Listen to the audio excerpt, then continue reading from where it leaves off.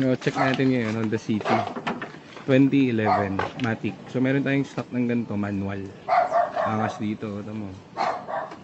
Laking puno. Parang Centennial tree na yan eh. Laki oh. Oh. Imagine nyo ba yan? San Juan to. So pag titingin yung kotse, ang first advice, dala kang mekaniko yan. Yan ang first advice yan. Pangalawa, dala ka ng computer. So ito yung OBD.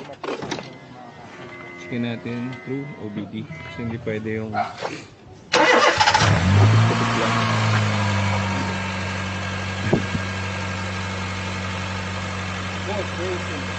Flex mo na yung t-shirt mo. GTA cars yan, boy.